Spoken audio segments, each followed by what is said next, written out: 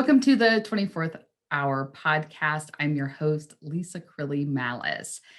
Today, we're taking a Guess Your Productivity Bottleneck episode, and we're lengthening it out a bit for the podcast. Our guest is Lisa Coppola, and she is an amazing woman. She's a lawyer in the Buffalo, Niagara area. I know her from our time together in NABO, and I'm flattered and honored that she chose to spend some time being authentic and sharing her bottleneck with distractions. If you find yourself a victim of the shiny object syndrome and feel like a lot of people are coming asking you for stuff, then listen in to this episode. Today is an amazing episode of the Guess Your Productivity Bottleneck because today's guest is Lisa Coppola. She is the managing partner of the Coppola Law Firm, where they provide fierce and compassionate services to individuals and businesses. Welcome, Lisa. I am so delighted to be with you, Lisa. Thank you. Oh, absolutely my pleasure. Thank you. So would you please share a little bit about your business?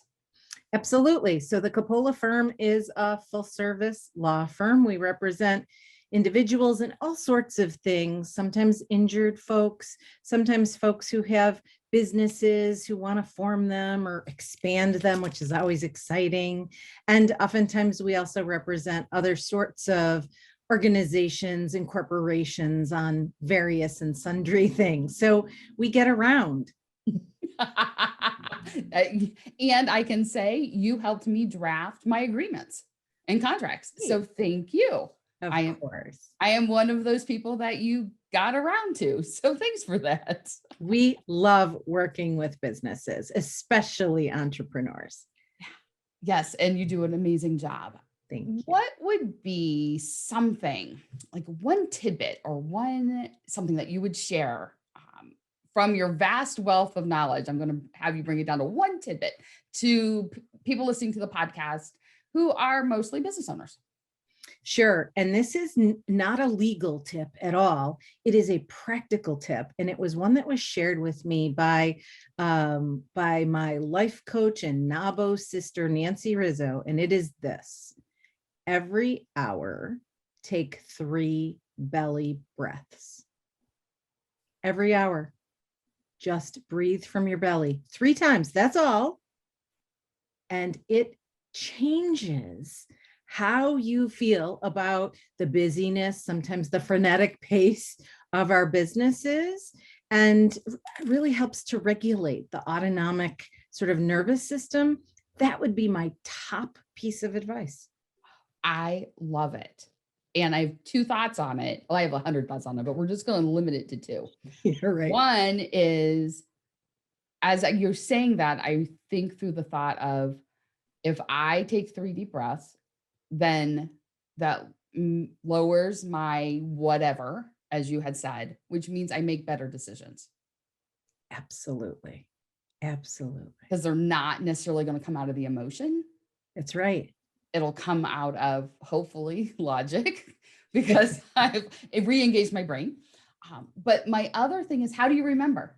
How do you remember to take 3 breaths every hour? Yeah, so that's, everybody has their own way of doing it. And, sometimes it's just a reminder on your phone. Sometimes sometimes what I've found is I drink a lot of water. So I'm getting up about every hour anyway. Right. Maybe too much information, but that's my trigger. Right. Okay. And you know what? It's no stress, no fuss. If it's not every hour, if it's every hour, 15, every 2 hours, just get them in when you think about it. Just breathe. Just breathe. Right. And it's not too much information. I'm on the same drinking schedule as you, so I'm going to use your trigger as mine to breathe. Right. I love it. Right. Perfect. All right. And you just shared how, things can get a little hectic, a little frantic. And here's what I know from working with business owners. Everybody has a bottleneck. There's something that happens. It could be daily, it could be weekly, it could be monthly, but there's something that happens that keeps us, myself included, from getting everything we want to get accomplished in a day. And so what I'm wondering, Lisa, is what do you think is the thing that stops you from getting everything accomplished that you want to? So what I think it is Yeah. I suffer from the shiny object Mhm. syndrome. Tell And me more.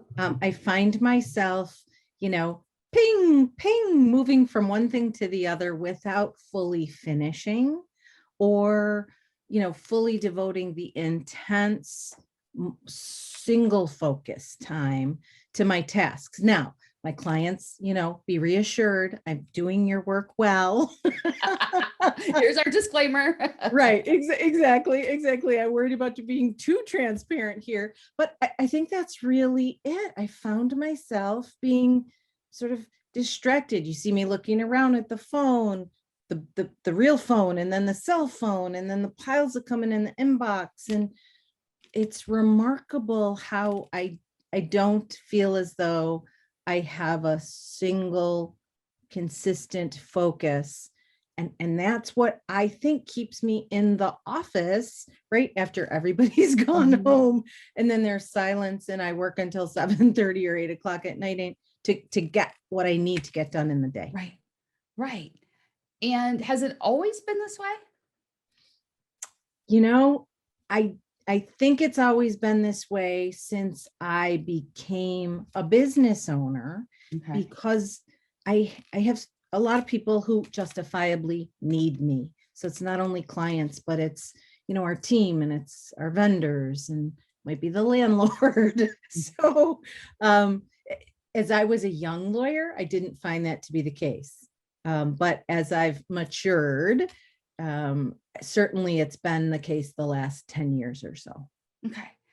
And when you talk about a lot of people needing you, do you find that that is where most of those distractions are coming from, or is it other things? Mm. So that might be a little bit of an excuse on my part, because of course, right, I'll see, I'll have a tab open for my email inbox and I'll see, the numbers start to scroll up, or I might have Facebook opened and I'll say to myself, oh, I'll just check that for a second and then get sucked in right to the neverland that is social Right. media. So I don't think it's just that, Lisa, to be super candid with you. Okay. So some of it is what would you say if you had to ballpark the percentage are people needing you versus thoughts in your own head? Yeah, Or great way to put it. I would say people needing me would be in the 70% range. But then there's this big chunk. Mhm, right. Yeah, that 30% is still a large amount. It is. And how do you decide if the people really need you or if it's just that they're used to going to you? It's the latter. So I do not have a triage system. I think to myself sometimes of an emergency department, right? Right. Who's bleeding out versus, who has a thumbtack in their finger. I don't do that analysis. It's just the, so-called squeaky wheel, or the Mhm. person in front of me, or the person on the phone call, or the repeated pings to the texts. Yeah. They get the attention. I think that's where your bottleneck is. Okay. So and I'm gonna for a second put away that 30% of Facebook and like all of that, the thoughts in your head and open tabs and all of that. If we set that aside for a second and we looked at that biggest piece of your distraction, I think the bottleneck is being able to identify what's your lane. What is it that only Lisa can do? What are the questions that only Lisa can answer? And then what is the system or process or procedure so those other questions go somewhere else, whatever that may look like. I mean, it could look like a frequently asked questions document. It could look like someone already on your team. It could be Google 3 before me, like whatever, that's always my favorite. I love that. Yeah. That's fine. Google 3 before me. But like it could be a variety of things, but I Sure. feel like that's your bottleneck.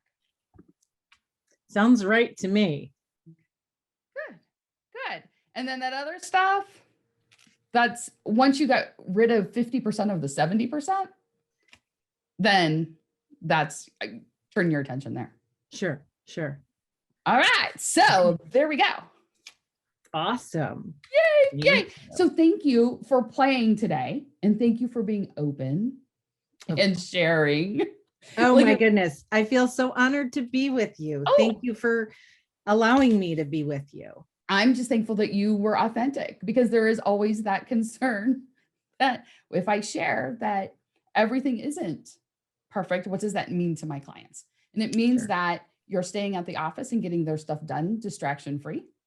Right. So it means that you're still amazing and awesome. That's right. That's right. We work hard, and it's important to be that way. So thank you. Thank you for allowing me to sort of peel back the onion a little bit and show the real me.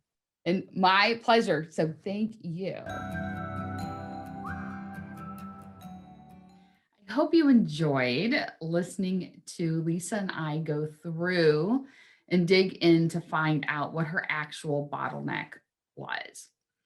The process that we took was AWE, awe. A is for awareness.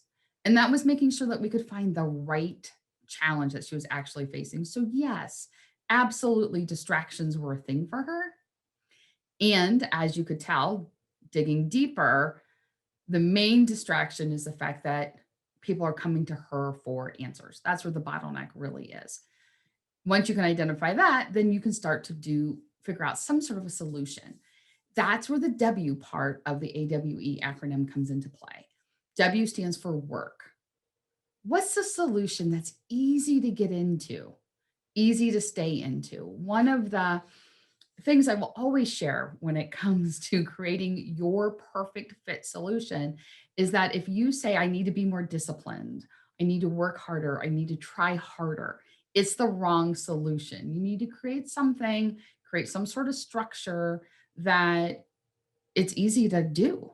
So, for example, in her case, we know that people are coming asking questions all the time.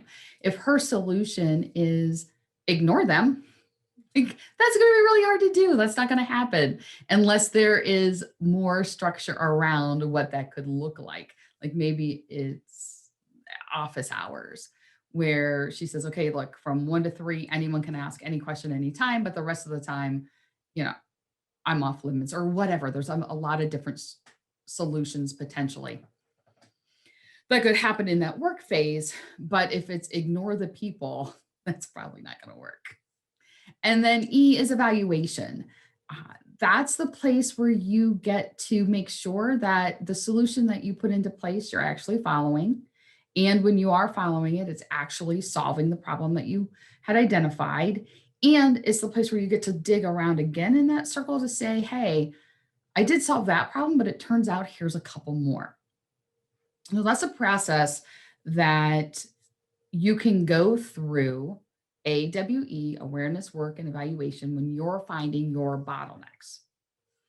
In Lisa's case, we identified pretty much she's the keeper of the knowledge.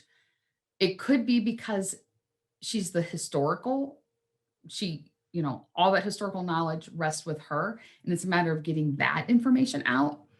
It could also be because of her primary skill set is something that other people in the firm don't have, in which case that's where she's answering questions. But both of those mean two different things. And so what she gets now to do is figure out what are the type of questions people are coming to her for, and then how can she create some structures and strategies around limiting those things, those questions, those inquiries, those challenges to just the things that only she can do because of who she is and her skill set, not because of historical knowledge that she may have or because people are used to going to her or it's been easy.